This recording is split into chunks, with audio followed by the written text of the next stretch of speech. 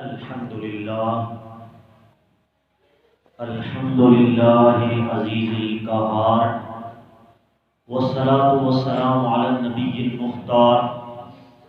وعلی آلہ الاطہار واصحابہ الاحیار، اما بعد فاعوذ باللہ من الشیطان الرجیم، بسم اللہ الرحمن الرحیم۔ فانظر الی آثار رحمت اللہ کیف یحیی الارض بعد موتها، صدق اللہ العظیم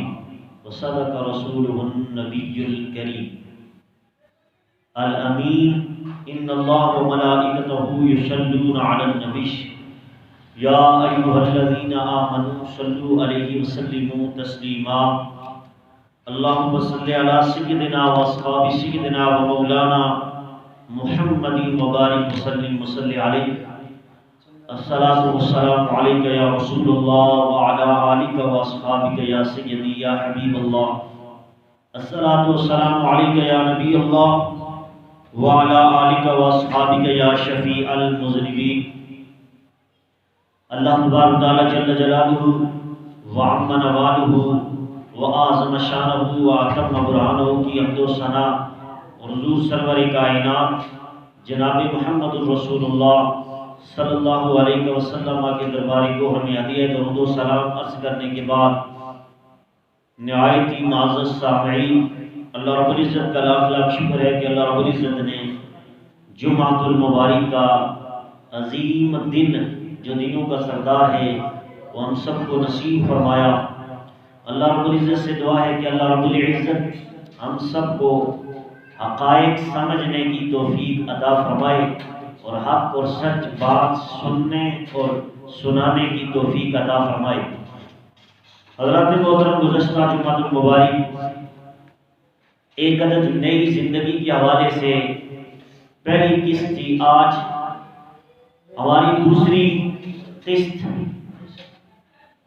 اس عنوان پر انعقاد پذیر ہے۔ اللہ رب العزت سے دعا ہے کہ اللہ پاک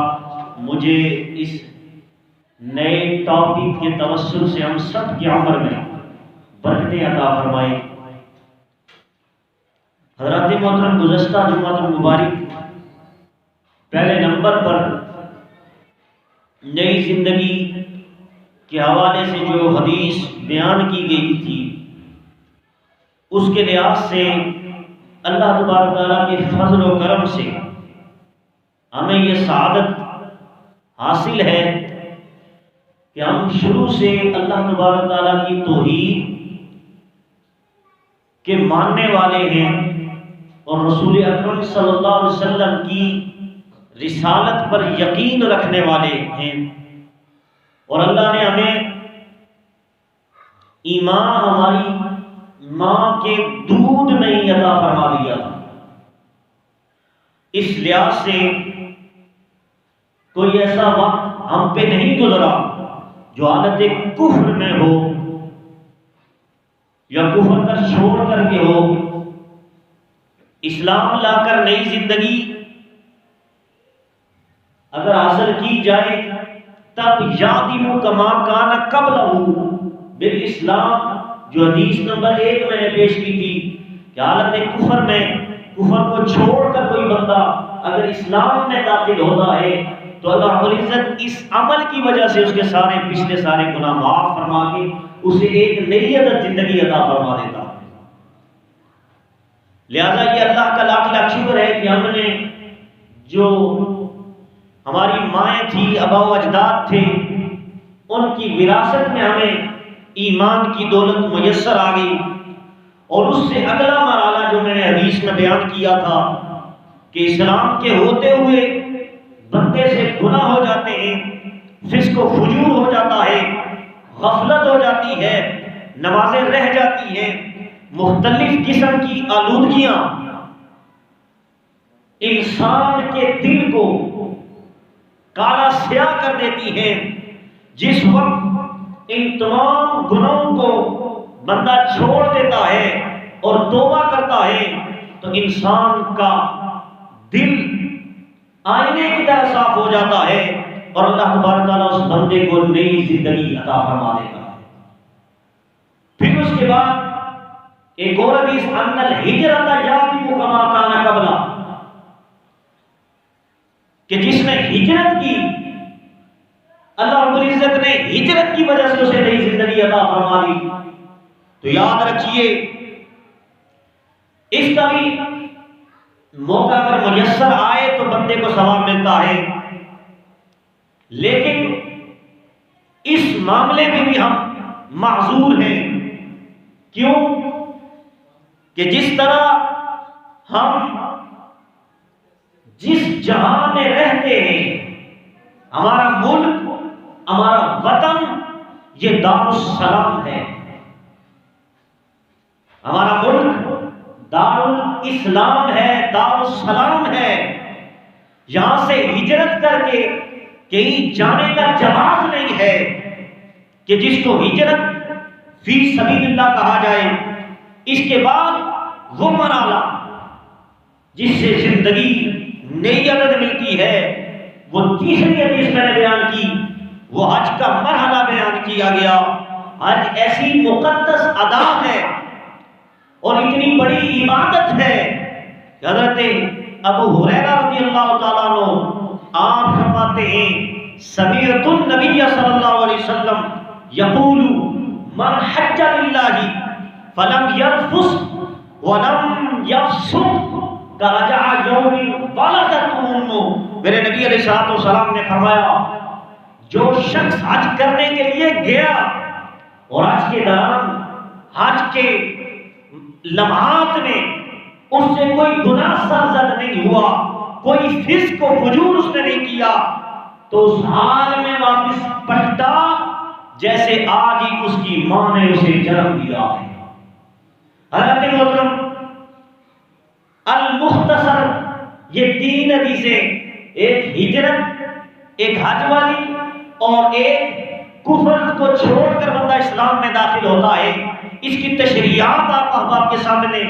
بیان کی۔ یاد رکھیے جس وقت بندہ حج کرتا ہے تو بندے کا حج کرنے کی وجہ سے بندے کو وہ زندگی ملتی ہے جو جس دن پیدا ہوا تھا تو بالکل گناہوں سے پاک تھا، کیونکہ بندے کا یوم ولادت ہوتا ہے اور پھر اس دنیا پر اسی زندگی کا آغاز ہوتا ہے۔ جیسا اس دن سے اس کی عمر شمار ہوتی ہے، یہ ایک دن کا ہو گیا ہے، ایک ہفتے کا ہو گیا ہے، ایک سال کا ہو گیا ہے۔ اس لحاظ سے تمہاری زندگی کب سے شروع تھی؟ اللہ رب العزت نے تمہیں ایک نئی زندگی عطا فرما دی کہ جس وقت تم حج بیت اللہ شریف کر کے واپس آ رہے ہو تو یوں پلٹ رہے ہو، یوں لوٹ کر واپس آ رہے ہو جیسے آج ہی تمہاری ماں نے تمہیں جنم دیا ہے۔ یعنی جس طرح اس دن تمہارے کندھوں پر کوئی بوجھ نہ تھا، کوئی گناہ نہ تھا، کوئی عصیان نہیں تھا، کوئی فسق و فجور کا غبار نہ تھا، ولادت ہوئی تو تم گناہوں سے پاک تھے۔ آج جب تم نے حج کیا تو حج نے وہ نکھار پیدا کر دیا کہ تم حج سے واپس پلٹے۔ اللہ تبارک تعالیٰ نے کہا یوم ولدته امہ، جو پیدا ہوئے تھے تو گناہوں سے پاک تھے، آج حج کرنے کے بعد اللہ رب العزت نے تمہیں ایک نئی زندگی عطا فرما کے تمہیں گناہوں سے اس طرح پاک کر دیا کہ جس طرح تمہیں نئی زندگی ملتے ہوئے اللہ رب العزت نے گناہوں سے پاک کیا تھا۔ حضرات محترم، آئیے اگلی حدیث آج ہم آپ کے سامنے، جو کہ جامع ترمذی کی حدیث نمبر 866 ہے، تیسری جلد صفحہ نمبر 213 پر روایت موجود ہے۔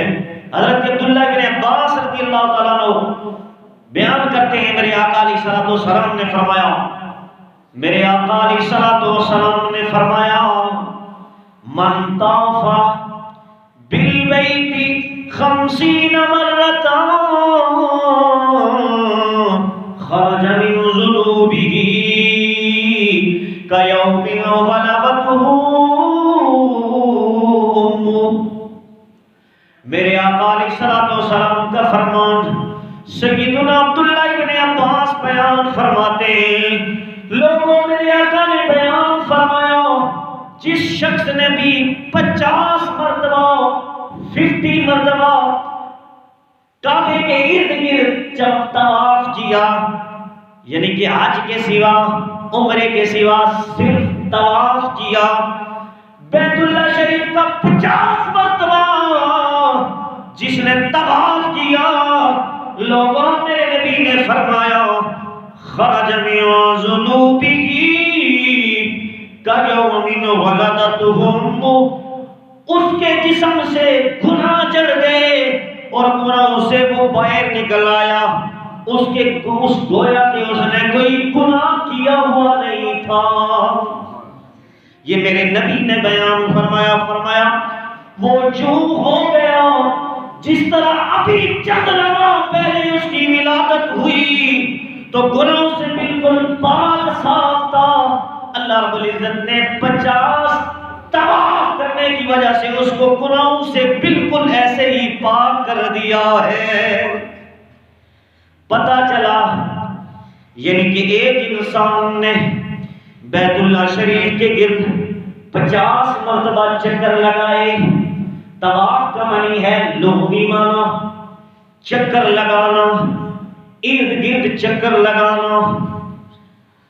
تو جس شخص نے بھی 50 مرتبہ طواف کیا تو اللہ رب العزت نے اس کو نئی زندگی کا نیا پراسس عطا کر دیا، اس کو ایک نئی زندگی مل گئی۔ پورا حج تو اپنی جگہ رہا،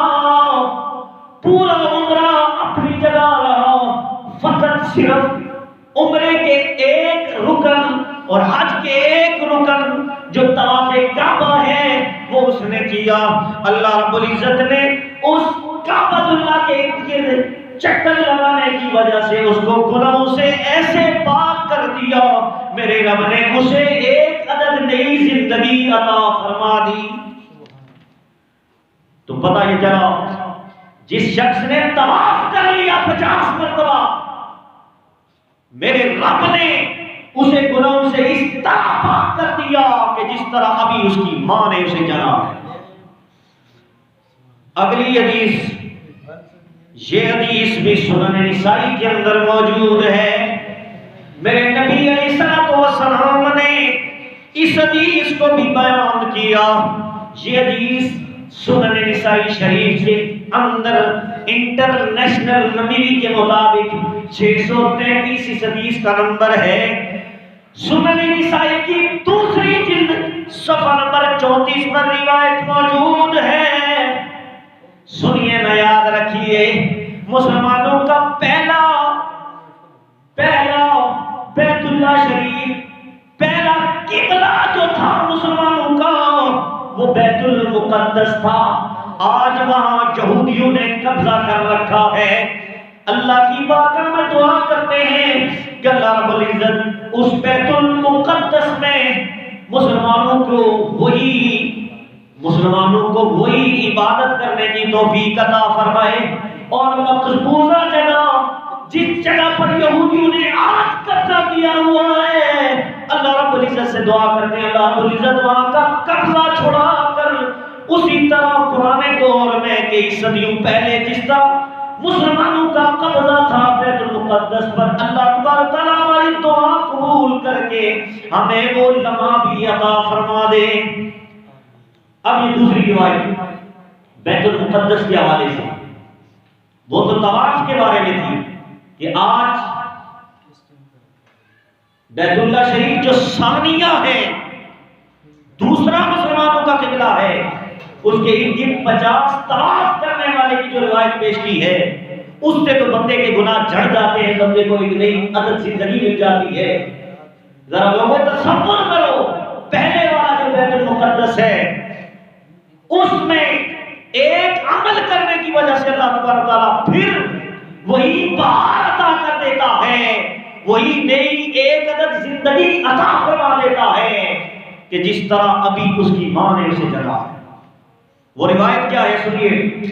سنن نسائی شریف کے اندر حدیث نمبر 833 ہے۔ حضرت عبداللہ بن عمر رضی اللہ تعالیٰ عنہ بیان کرتے ہیں کہ میرے آقا کریم علیہ السلام نے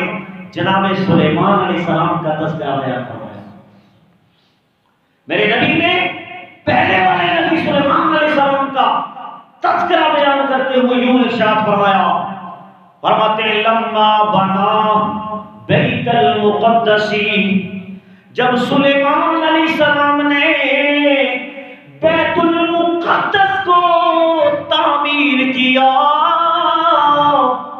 اس کی تعمیر مکمل ہوئی، اس کا تعمیر کا پروسیس مکمل اختتام پذیر ہوا، تو انہوں نے اللہ کی بارگاہ میں کیا کیا؟ آپ کو پتہ ہے جب کوئی نیک عمل ہم کلیئر کر دیتے ہیں، کوئی بھی نیک کام کرتے ہیں اس کے بعد دعا کرتے ہیں، یہ نبیوں کی سنت ہے، کوئی بھی نیک کام اس وقت کے نبی جب کرتے تھے بعد میں رب کی بارگاہ میں دعائیں برکت بھی کیا کرتے تھے۔ جناب سلیمان علیہ السلام نے جب تعمیر کعبہ کا کام کلیئر کر لیا، بعد میں رب کی بارگاہ میں ہاتھ اٹھائے، ہاتھ اٹھا کر میرے نبی نے فرمایا سال اللہ عز و جل خلالا ثلاثا، 3 دعائیں میرے رب سے مانگی ہیں۔ کتنی دعائیں؟ جب میں مقدس مقام تعمیر کر دیا گیا، رب کی بارگاہ میں عرض کی اے رب ذوالجلال، میں نے تیرا گھر مسلمانوں کا قبلہ ہے، جو انسانوں کا قبلہ ہے، جو فرشتوں کا قبلہ بنایا گیا تھا، میں نے اب دوبارہ اس کی تعمیر کو کلیئر کیا، اب تیری بارگاہ میں 3 دعائیں مانگ رہا ہوں۔ فرمایا وہ مجھے 3 دعائیں میری قبول فرما لے اور وہ مجھے 3 چیزیں عطا فرما دے۔ کتنی چیزیں؟ 3 چیزیں۔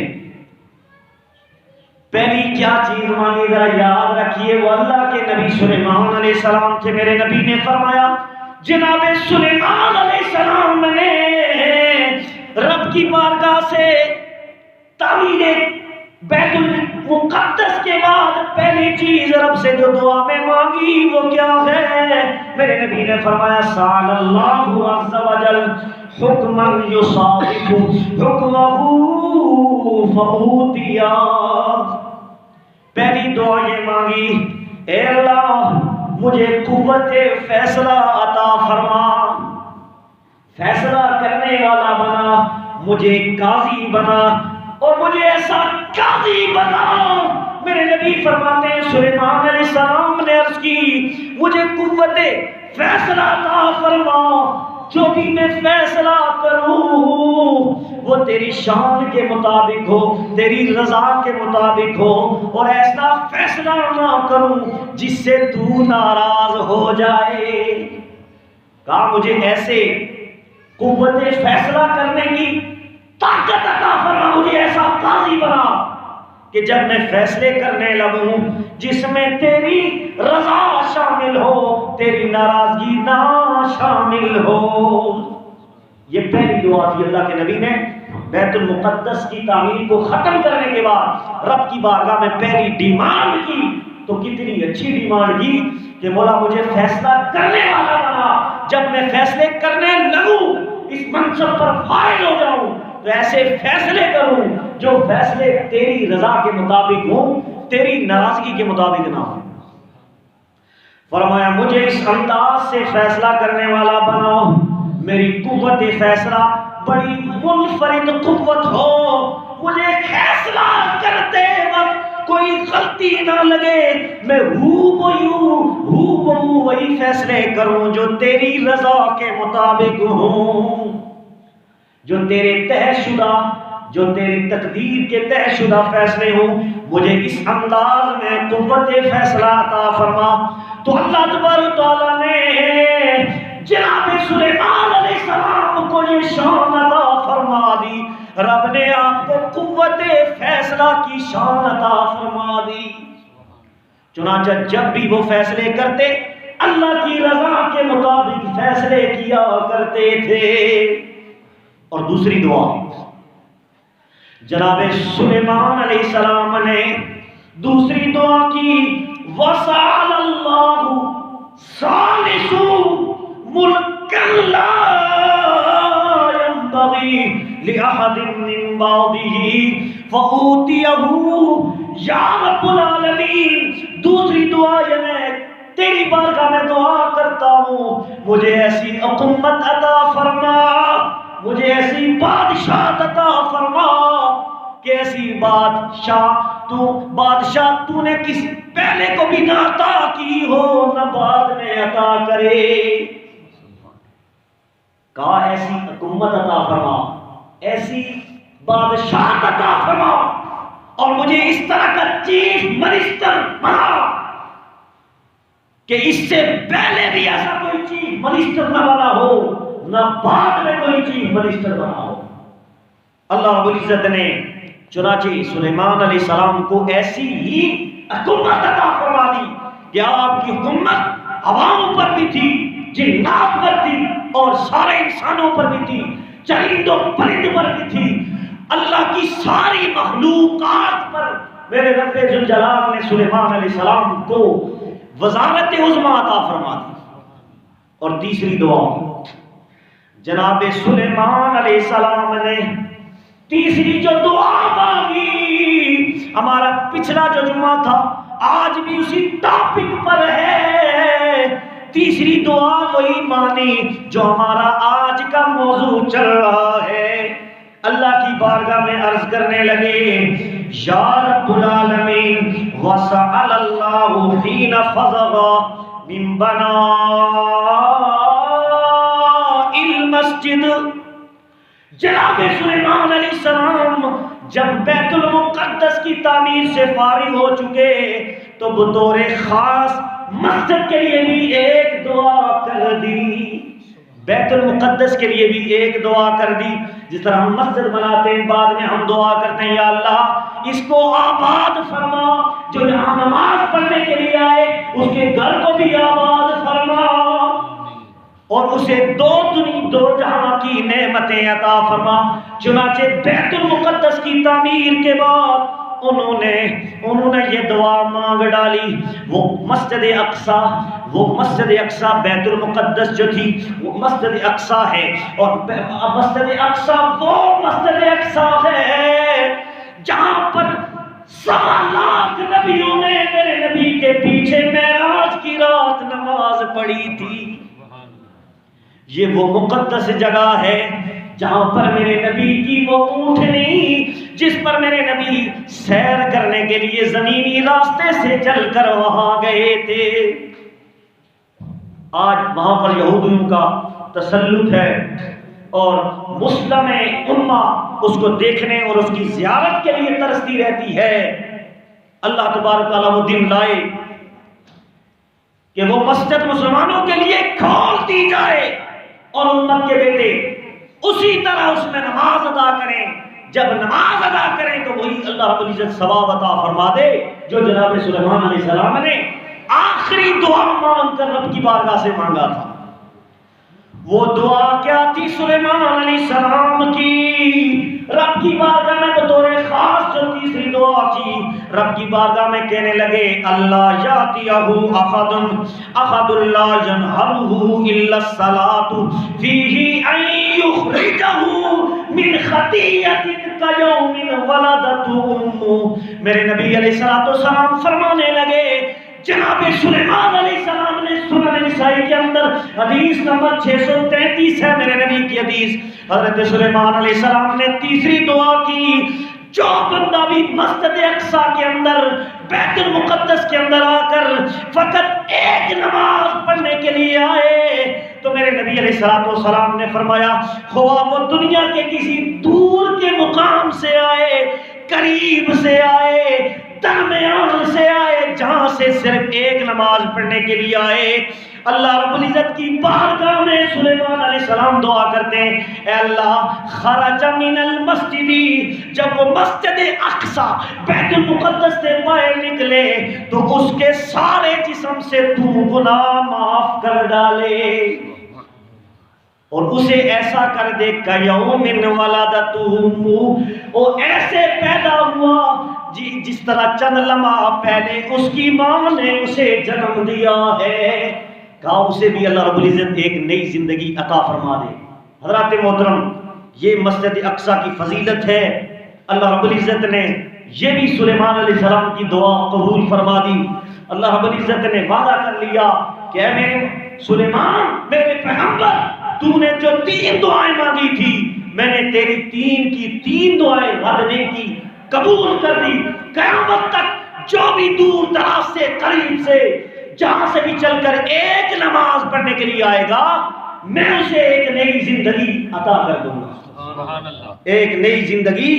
عطا کر دوں گا۔ آئیے اگلا تقریباً 7ویں حدیث پڑھ رہا ہوں، ایک عدد نئی زندگی کے حوالے سے۔ میرے آقا علیہ الصلوۃ والسلام نے فرمایا انسان کو گھر بیٹھے ہوئے بھی وہ تو اللہ کا گھر تھا جہاں پر ایک نماز پڑھی گئی تھی، مسجد اقصی۔ آؤ ذرا گھر کے اندر کچھ ایسے عمل ہیں، کچھ ایسے اعمال ہیں جب بندہ کر لیتا ہے ان عمل کی وجہ سے بھی اللہ تبارک و تعالیٰ بندے کے سارے گناہ معاف اس طرح کر دیتا ہے جس طرح ابھی اس کی ماں نے اسے جنم دیا ہے، اسے ایک عدد نئی زندگی مل جاتی ہے۔ سنیے میرے مصطفیٰ کریم علیہ السلام نے فرمایا، صحیح بخاری کی حدیث نمبر 38 ہے، حدیث نمبر 38 انٹرنیشنل نمبر کے مطابق میرے نبی نے فرمایا من صام رمضان ایمانا و احتسابا غفر له ما تقدم من ذنبک۔ میرے نبی نے فرمایا او میری امت، جس نے بھی رمضان کے اپنے گھر کے اندر روزے رکھے، چاہے مشرق میں ہو، مغرب میں ہو، جنوب میں ہو، شمال میں ہو، فقط اللہ کی رضا کے لیے حالت ایمان میں روزے رکھے،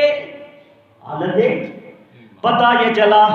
روزے بھی رکھے تو عقیدہ ٹھیک ہوگا تو اپنی بارگاہ میں قبول ہوں گے۔ ایمان عقیدے کو کہتے ہیں، اس لیے جب تک بندے کا عقیدہ ٹھیک نہیں ہے ہزاروں رمضان کے روزے رکھ دے رب سارے اس کے منہ پہ مار دے گا، ساری عبادت اور ریاضت اس وقت تک قبول نہیں ہوتی جب تک بندے کا ایمان کامل نہیں ہوتا، عقیدہ ٹھیک نہیں ہوتا۔ میرے نبی علیہ الصلوۃ والسلام نے فرمایا وہ احتسابا،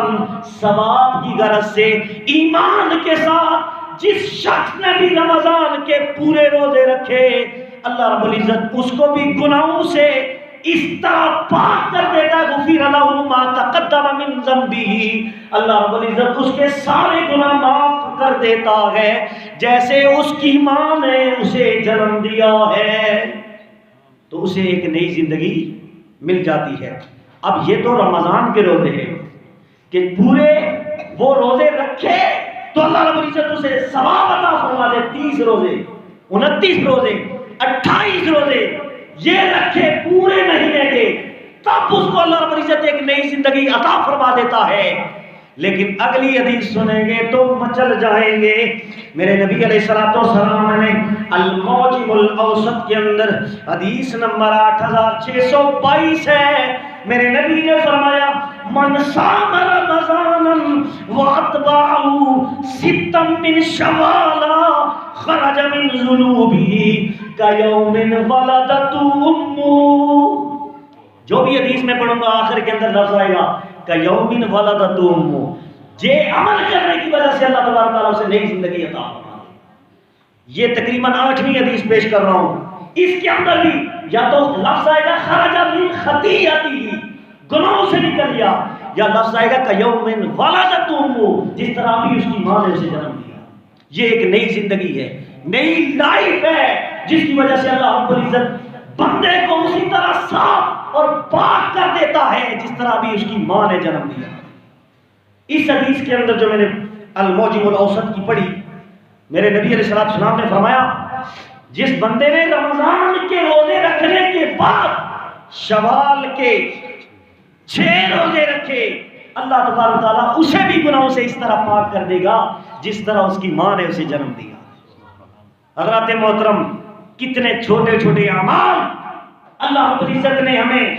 کرنے کا حکم دیا، اور جب ہم نے وہ کام کیے، وہ اعمال کیے اللہ کی رضا کی خاطر، تو اللہ رب العزت نے اتنے چانسز عطا کر کے ہمیں بار بار نئی زندگی عطا فرما دی۔ اور تم دوبارہ ہرے بھرے ہونا چاہتے ہو، دوبارہ یہ چاہتے ہو کہ تمہیں پاک صاف کر دیا جاؤ، گناہوں سے پاک کر دیا جائے، رب بار بار ایسے عمل بتا بتا کے بندوں کو جنت کی طرف لے جانا چاہتا ہے۔ یہ میرے رب کا ان بندوں کے ساتھ پیار ہے۔ آگے میرے رب نے بندوں کے لیے مزید آسانیاں بیان کی، یہ اللہ کا ابر کرم ہے، اور جو ہر وقت بندے پر برستا رہتا ہے، رب کا فضل ہے کہ اللہ رب العزت نے ایک لمحہ بھی ہمیں ایسی زندگی عطا نہیں فرمائی جو حالت کفر میں ہو۔ اللہ رب العزت نے ایمان کی حالت میں زندگی عطا فرما کے ہمیں ہر نیک عمل کی وجہ سے نئی زندگی عطا فرما۔ حضرات محترم آگے چلیے، کچھ چھوٹے چھوٹے اور اعمال ہیں، چھوٹے چھوٹے، جن کی وجہ سے اللہ رب العزت بندے کو نئی زندگی عطا فرما دیتا ہے۔ سنیے، یہ حدیث پاک جامع ترمذی کے اندر حدیث موجود ہے، حدیث نمبر 3233 ہے انٹرنیشنل نمبر کے مطابق۔ میرے نبی علیہ الصلوۃ والسلام نے کیا فرمایا؟ میرے نبی علیہ الصلوۃ والسلام جب معراج کی رات، معراج کی راتیاں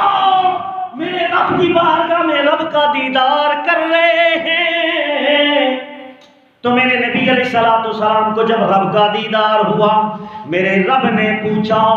فیما یختصم الاعلی، میرے نبی نے فرمایا فیما یختصم الملأ الاعلی، اے محبوب میرے پیارے مصطفیٰ، آپ یہ بتاؤ یہ ملأ اعلی اس وقت کیا کر رہے ہیں؟ یہ رب نے سوال کیا میرے نبی سے، اے میرے پیارے محبوب تم میرا دیدار کرنے کے لیے آیا، ذرا یہ تو بتا یہ ملأ اعلی کیا کر رہے ہیں؟ میرے نبی علیہ الصلوۃ والسلام نے فرمایا لا اے اللہ میں نہیں جانتا۔ اس سے یہ پتہ نہیں چلتا کہ میرے نبی کو پتہ نہیں تھا، پتہ تو تھا، تبھی پتہ چل گیا جب میرے نبی کے دونوں کندھوں کے درمیان میرے رب نے ہاتھ رکھا دیدار کے وقت، جب میرا رب مصطفیٰ سے مل رہا تھا، تو حدیث کے اندر لفظ موجود ہے فَعَلِمْتُ مَا فِي السَّمَاوَاتِ وَالْأَرْضِ، زمین و آسمان میں جو چیز کسی کو پتہ نہ تھی وہ سب کچھ مجھے پتہ چل گئی۔ تو پتہ تو تھا، لیکن یہ ادب کا تقاضا تھا، جب کوئی بڑا بندہ کسی چھوٹے سے پوچھے او یار تینوں پتہ ہے یا کہ نہیں، چھوٹا بندہ کہتا ہے ہاں مینوں نہیں پتہ۔ یہ ادب کے تقاضے ہوا کرتے ہیں، یاد رکھیے، اسی ادب کا تقاضا ملحوظ رکھتے ہوئے اللہ کے نبی نے رب کی بارگاہ میں کہہ دیا یا اللہ مجھے نہیں پتا یہ ملأ الاعلی یہ کیا کر رہے ہیں۔ رب نے اپنا دست قدرت جب میرے دونوں کندھوں کے درمیان رکھا تو میں نے ٹھنڈک محسوس کی۔ یہ میرے نبی نے فرمایا فَعَلِمْتُ مَا فِي السَّمَاوَاتِ وَالْأَرْضِ، پھر اس کے بعد کیا ہوا؟ فرمایا زمین و آسمان کے جتنے علوم تھے میرے اندر آ گئے، میں نے سب کچھ جان لیا۔ اللہ نے پھر سوال کر دیا، دوبارہ سوال کیا، فرمایا اب بتا فرشتے آپس میں کیا کہہ رہے ہیں؟ ملأ الاعلی یہ فرشتے ہیں، یہ آپس میں کیا کہہ رہے ہیں؟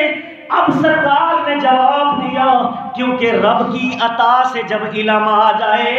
ہر بندہ یہی اقرار کرتا ہے، ہمارا بھی یہی عقیدہ ہے، نبی رب کے بتانے کے بغیر نہیں جانتا، جب بتاتا ہے تو ہم جاننے کا عقیدہ رکھتے ہیں۔ پتہ یہ چلا جو رب کی عطا سے حضور کا علم مانے وہ مسلمان ہے، جو رب کی عطا سے نہ مانے وہ بے ایمان ہے۔ رب کی عطا سے ہم مانتے ہیں، تو اس لیے جب رب نے عطا کر دیا میرے نبی کو پتہ چل گیا، میرے نبی علیہ الصلوۃ والسلام نے جواب دیا، میرے نبی نے فرمایا فی الکفارات، فرمایا یہ آپس میں جو فرشتے جھگڑا کر رہے ہیں، آپس میں ملاقات کر رہے ہیں، ڈسکس کر رہے ہیں، میں بتاتا ہوں یہ کیا کر رہے ہیں۔ میرے نبی نے فرمایا وہ اعمال کے بارے میں بحث کر رہے ہیں، اب سرکار نے جب جواب دیا فرمایا یعنی گنہگار ہو چکا تھا بندہ اور گناہوں سے جھک رہا تھا اور گٹھڑیاں بری باری ہو گئی تھی، کندھے تھک چکے تھے، وہ کون سا عمل ہے جس کی وجہ سے جب بندے نے وہ عمل کیا تو اس کی وجہ سے یہ فرشتے جھگڑا کر رہے ہیں؟ اللہ تبارک تعالیٰ نے سارے گناہ اس بندے کے صاف کر دیے،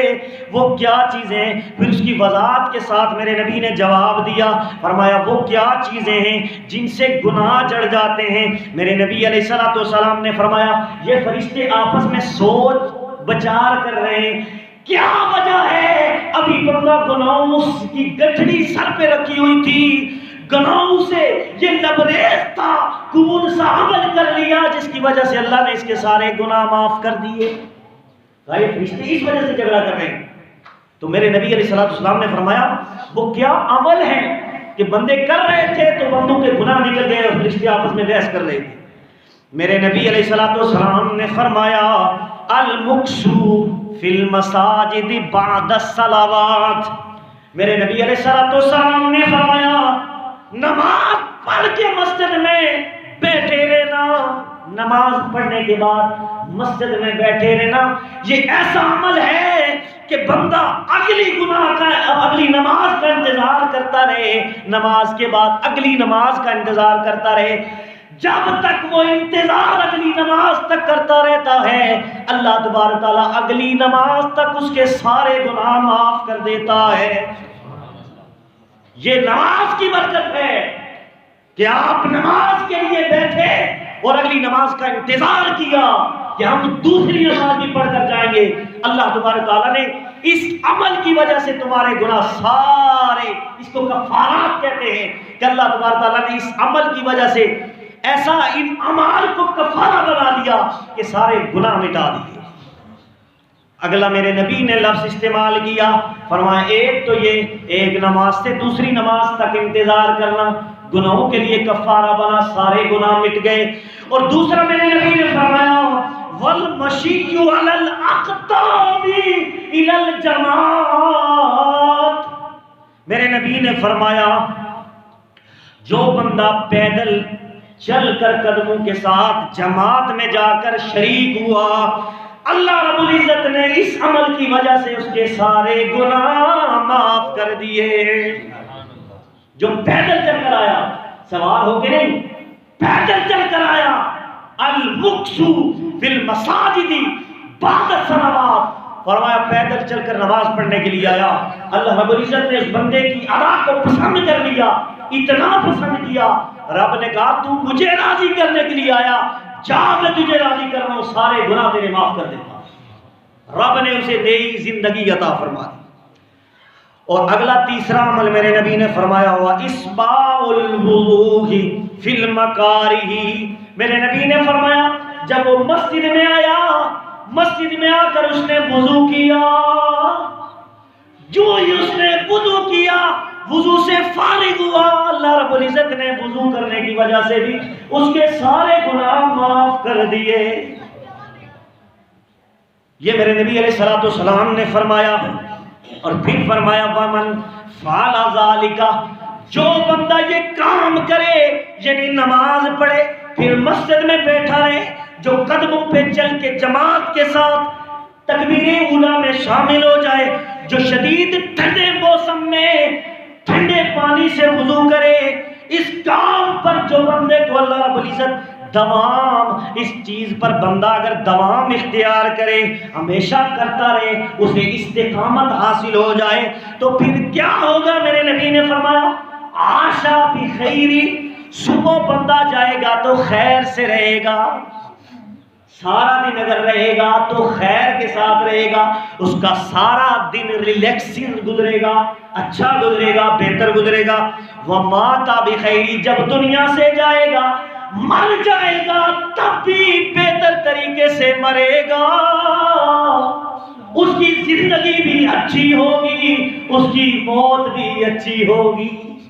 یہ میرے نبی نے فرمایا۔ اور جاتے جب فرشتے اس کی روح قبض کرتے ہیں، روح قبض کرتے وقت کہتے ہیں عاشا بخیری وماتا بخیری، مرنے والے زندگی میں بھی تو خیر سے رہتا رہا، اب مرتے وقت بھی ہم تجھے خیر کی نوید سناتے ہیں۔ اور میرے نبی علیہ السلام نے فرمایا، یہ صحیح العقیدہ امام کے پیچھے نماز پڑھنے والا تھا، اپنے محلے کی مسجد میں انسان گھر سے چلا ہے، صحیح العقیدہ خود کا بھی ہے امام کا بھی ہے، جس وقت وہ دنیا سے گیا میرے نبی نے فرمایا وَقَانَ مِنْ خَطِيَّةٍ كَيَوْمٍ وَلَدَتْهُ أُمُّهُ، میرے نبی نے فرمایا وہ بھی، اس کو بھی اللہ رب العزت ایک نیو زندگی عطا فرما دیتا ہے۔ وہ نئی زندگی کیا ہوتی ہے؟ جس طرح ابھی اس کی ماں نے اسے جنم دیا ہے، وہ اگر 80 سال کا بوڑھا ہے، مرے گا تو ایسے مرے گا، زندہ رہے گا تو ایسے زندہ رہے گا کہ اس کے جسم پر کوئی گناہ کا اثر باقی نہیں ہے۔ اور آگے اگلی حدیث جو کہ صحیح بخاری کے اندر موجود ہے، حدیث نمبر 158 ہے، اس میں بھی میرے نبی علیہ السلام نے ایک نئی زندگی عطا فرما دی۔ میرے نبی علیہ السلام نے فرمایا، صحابہ کرام وضو فرما رہے تھے میرے نبی کے غلام، تو میرے نبی علیہ السلام نے ارشاد فرمایا من توضا نحو وضوئی ھذا ثم صلی رکعتین فی لا یحدث فیہما نفسہ غفر لہ ما تقدم من ذنبہ۔ یہ میرے نبی علیہ السلام نے فرمایا، اے میرے صحابہ، تم جو وضو کر رہے ہو اچھے طریقے سے وضو کرو، یعنی میرے طریقے کے مطابق، میری سنت کے مطابق۔ فرمایا عام امتی کا وضو نبی علیہ السلام کے وضو کے برابر نہیں ہو سکتا، اور آپ کا وضو کا مقام ہمارے وضو کا مقام اور ہے۔ آپ نے فرمایا جو وضو کے اندر ترتیب ہے اسی ترتیب سے وضو کرنا، یہ میری سنت ہے۔ فرمایا میرے طریقے کے مطابق جس نے وضو کیا اور وضو کرنے کے بعد ثم صلی رکعتین، وضو کے بعد تحیۃ الوضو، وضو کے بعد 2 رکعتیں اس نے مسجد میں پڑھی، لا یحدث فیہما نفسا، اس نے اپنے سے بھی کوئی بات نہ کی، کسی اور سے کوئی بحث نہ کی، وضو کرنے کے بعد 2 رکعتیں پڑھی، چپ چاپ بیٹھ کر صرف اللہ کی رضا میں لگ گیا۔ میرے نبی علیہ السلام نے فرمایا اس نے کوئی خیال نہ کیا، کسی سے گفتگو نہ کی، اس عمل کی وجہ سے اللہ رب العزت غفر لہ ما تقدم من ذنبہ، اس عمل کی وجہ سے بھی اللہ تبارک تعالیٰ اسے ایک نئی زندگی عطا فرما دے گا۔ ایک نئی زندگی یعنی بندے کو سارے گناہوں سے پاک کر دے گا۔ آگے چلیے، میرے نبی علیہ السلام نے فرمایا، یہ حدیث مسند ابی یعلا کے اندر موجود ہے، حدیث نمبر 249 ہے۔ میرے نبی علیہ السلام نے فرمایا من قام استقلت الشمس فاحسن الوضوء فصلی رکعتین غفر لہ خطاؤہ فکان کما ولدتہ امہ۔ میرے نبی علیہ السلام نے فرمایا جس وقت سورج باہر نکل جائے، طلوع ہونے کے بعد باہر نکل جائے اور چمکنا شروع کر دے، مکروہ وقت ختم ہو جائے۔ مکروہ 3 وقت ہیں، کون سے؟ طلوع آفتاب، دوسرا استوى علی العرش، جب سورج بالکل درمیان میں ہو، دونوں ٹائم غروب اور آفتاب کے طلوع اور آفتاب کے غروب ہونے کے درمیانی جو ٹائم ہے، اس ٹائم کے اندر آپ نے سورج دیکھنا ہے، وہ آپ کا سردیوں اور گرمیوں کا وقت استوى علی العرش، یہ جو ہے یہ مکروہ ٹائم ہے۔ اس ٹائم کے اندر اگر وہ بندہ نماز نہ پڑھے تو میرے نبی علیہ السلام نے فرمایا اس کے 20 منٹ بعد جو نماز پڑھے، فرمایا فاحسن الوضوء، اچھے طریقے سے وضو کرے، ثم قام، پھر وہ کھڑا ہو جائے اور کھڑا ہو کر کرے فصلی رکعتین، 2 رکعت نماز نفل پڑھے، تو اللہ تبارک تعالیٰ 2 رکعت نماز نفل پڑھنے کی وجہ سے بھی اس کو اللہ رب العزت گناہوں سے ایسے پاک کر دے گا جس طرح ابھی اس کی ماں نے اسے جنم دیا، فرمایا اسے بھی ایک نئی زندگی اللہ تبارک تعالیٰ عطا فرما دے گا۔ آئیے پھر بندہ بشر ہے، اس کو بیماری بھی لگتی ہے، یہ بیمار بھی ہوتا ہے۔ آؤ اللہ رب العزت نے بیماریوں کے اندر بھی اللہ رب العزت نے ہمیں نئی زندگی عطا فرمائی۔ کیسے؟ سنیے، الموجم الکبیر حدیث نمبر 7152، میرے نبی علیہ السلام کے صحابی حضرت شداد رضی اللہ تعالیٰ عنہ بیان کرتے ہیں، نبی علیہ السلام نے فرمایا ان اللہ عز وجل یقول اذا ابتلیت عبدا من عبادی، میرے نبی علیہ السلام نے فرمایا اللہ تبارک تعالیٰ جب بندے کو کسی بیماری میں مبتلا کرتا ہے، کسی بیماری میں مبتلا کرتا ہے، من عباد مومنہ، وہ بیماری کسی مومن کو لگتی ہے، بد عقیدہ کو نہیں، ایمان والے کو لگتی ہے جس کا عقیدہ ٹھیک ہوتا ہے۔ تو میرے نبی علیہ السلام نے فرمایا مومن کو جب بیماری لگتی ہے تو بیمار ہو کر وہ بندہ آیا ہی نہیں کرتا، اوہ مجھ پر ظلم ہو گیا، میں ہی بیمار ہونے کے لیے ملا تھا رب کو اور کوئی نہیں ملا تھا، اس طرح وہ ویلا نہ کرے اور اللہ کی بارگاہ میں نہ شکری نہ کرے اور اللہ کی بارگاہ میں وہ یہ گلہ نہ کرے۔ تو میرے نبی علیہ السلام نے فرمایا فحمدنی علی ما ابتلیت، اس حال میں وہ بندہ اللہ کی حمد و ثنا بیان کرتا رہے، مولا تیرا شکر ہے جس حال میں تو نے مجھے بیماری عطا کی۔ فرمایا وہ کہتا ہے اللہ تیری مرضی، جسم بھی تیرا۔ فرمایا آج لوگ کہتے ہیں میرا جسم میری مرضی، نہیں، وہ جس کو بیماری لگتی ہے وہ کہتا ہے تیرا جسم تیری مرضی۔ کیا کہتا ہے؟ یہ سیکولرزم، لبرلزم، جنہوں نے مقابلہ کیا میرے رب کی توحید پر عمل کیا، اپنے جسم کو اپنا جسم قرار دیا۔ لوگوں یاد رکھو تمہارے جسم پر میرے رسول اللہ صلی اللہ علیہ وسلم کی حکومت ہے، اور اس کے اوپر اس کا ہر عمل جو ہے ہاتھوں کا چلانے کا طریقہ میرے نبی کے ہاتھ میں دے دیا، کنٹرول میرے نبی کے ہاتھ میں کر دیا۔ رب نے کہا جس طرح میرا نبی ہاتھ سکھاتا ہے اس طرح تم کھاؤ، جس طرح میرا نبی آنکھوں سے دیکھتا ہے ایسے دیکھو۔ تو سارے کنٹرول کا اختیار اللہ اور اس کے رسول کے حوالے ہے۔ اس جسم پر ہماری مرضی نہیں چلتی، میرے رب کی اور میرے نبی کی مرضی چلتی ہے۔ فرمایا میرا جسم میری مرضی،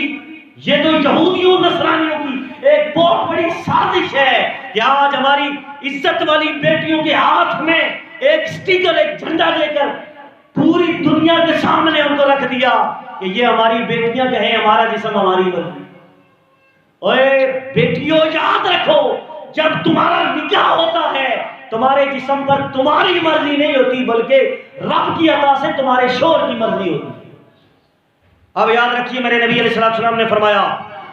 جس وقت وہ بندہ کہتا ہے مولا میرے جسم پر تیری مرضی، تو نے بیماری لگائی جسم کے اندر لگ گئی، میرے نبی علیہ السلام فرماتے ہیں فَإِنَّهُ يَقُومُ مِن مَّضْجِعِهِ كَيَوْمٍ وَلَدَتْهُ أُمُّهُ، جس وقت وہ اللہ کی حمد و ثنا بیان کرتا ہے، کہتا ہے تیری مرضی تو نے بیماری دی، رب فرماتا ہے اس حال میں جب اس کو شفا ملتی ہے تو شفا جب ملتی ہے ساتھ ہی پتہ یہ چلتا ہے کہ ابھی اس کی ماں نے اسے جنم دیا، اس کو رب العزت نئی زندگی عطا فرما دیتا ہے،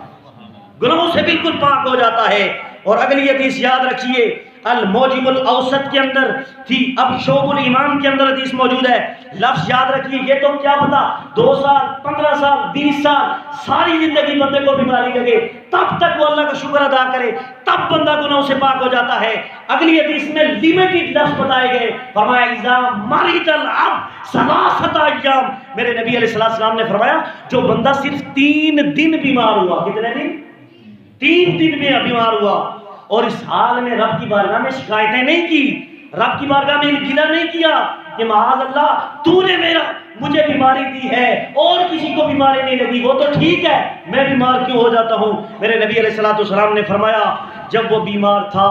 تب بھی اللہ کی بارگاہ میں کہتا ہے الحمدللہ تیرا شکر ہے، بیماری ختم ہوئی 3 دن کے بعد تب بھی کہتا ہے مولا تیرا شکر ہے تو نے شفا دی، رب کہتا ہے خرج من ذنوبہ کیوم ولدتہ امہ، اس کو بھی میں نئی زندگی عطا فرما دیتا ہوں، اس کو بھی گناہوں سے پاک کر دیتا ہوں۔ یہ الموجم الصغیر حدیث نمبر 519 ہے۔ اور اگلے لفظ ہے سنیے، حضرت ابو ہریرہ رضی اللہ تعالیٰ عنہ شعب الایمان کے اندر 9868 حدیث کا نمبر ہے، میرے نبی علیہ السلام نے فرمایا جو ہمیں بخار ہوتا ہے، کیا بخار، میرے نبی علیہ السلام نے فرمایا من وعک لیلہ، جس بندے کو صرف 1 دن یا 1 رات بخار ہوا 3 دن کی بات بھی ختم، اب ایک میں بات ختم ہو رہی ہے کہ 1 دن یا ایک رات کسی امتی کو بخار ہو گیا، میرے نبی علیہ السلام نے فرمایا اس حال میں، بخار کی حالت میں، وَرَضِيَ بِهَا عَنِ اللَّهِ عَزَّ وَجَلَّ، اللہ کی بارگاہ میں وہ راضی تھا، اللہ سے راضی تھا کہ تو نے مجھے بخار عطا کیا ہے، یہ جہنم کی ایک آگ ہوتی ہے۔ فرمایا اس حال میں جب وہ رب کی شان بیان کرتا ہے، رب کی ثنا بیان کرتا ہے، شکر ادا کرتا ہے، راضی ہوتا ہے، خرج من ذنوبہ کہیئۃ یوم ولدتہ، وہ بھی اس طرح گناہوں سے پاک ہو جاتا ہے جس طرح ابھی اس کی ماں نے جنم دیا۔ تو یہ ہے ایک عدد نئی زندگی جس کے حوالے سے اب ایک آخری حدیث بیان کر کے میں اجازت چوں، وقت آ گیا ہے۔ میرے نبی علیہ السلام نے فرمایا کوئی بھی میری امت میں کوئی امتی فوت ہو جائے، فوت ہونے کے بعد جو لوگ اس کا جنازہ پڑھنے کے لیے جاتے ہیں، میرے نبی نے فرمایا، جامع ترمذی کی حدیث موجود ہے اور سنن ابن ماجہ کے اندر 1465 حدیث کا نمبر ہے، میرے نبی علیہ السلام نے فرمایا من غسل میتا وکفنہ وخنتہ وحملہ وصلی علیہ ولم رأى یشفی علیہ، میرے نبی علیہ السلام نے فرمایا خرج من خطیۃ کیوم ولدتہ امہ، جس شخص نے کسی میت کو غسل دیا، وکفنہ کفن دیا، وخنتہ خوشبو لگائی، وحملہ پھر جنازہ اٹھایا، وصلی علیہ پھر جنازہ پڑھا، پڑھنے کے بعد میرے نبی علیہ السلام نے فرمایا وَلَمْ رَأَى یشفی علیہ، اس کے اندر کوئی عیب تھا، اس میت کے اندر اس کو چھپایا، چھپانے کی وجہ سے اللہ رب العزت اس جنازہ غسل کرنے سے لے کر کفن سے اٹھانے سے لے کر دفنانے تک اس نے جتنے بھی عمل کیے، ان عمل کی وجہ سے اللہ رب العزت خرج من خطیۃ کیوم ولدتہ امہ، اللہ پاک اسے بھی گناہوں سے اس طرح پاک کر دے گا جس طرح ابھی اس کی ماں نے اسے جنم دیا۔ حضرات محترم، آج ہم نے 25 حدیثیں آپ احباب کے سامنے صرف ایک عدد نئی زندگی کے حوالے سے بیان کی کہ بندہ یہ عمل کرتا ہے تو بالکل اسی طرح ہو جاتا ہے جس طرح ابھی اس کی ماں نے اسے جنم دیا، گناہوں سے بالکل پاک۔ اللہ سے دعا ہے کہ اللہ پاک ہمیں یہ عمل کرنے کی توفیق عطا فرمائے اور مزید گناہوں سے بچنے کی توفیق عطا فرمائے۔ وآخر دعوانا الحمدللہ رب العالمین۔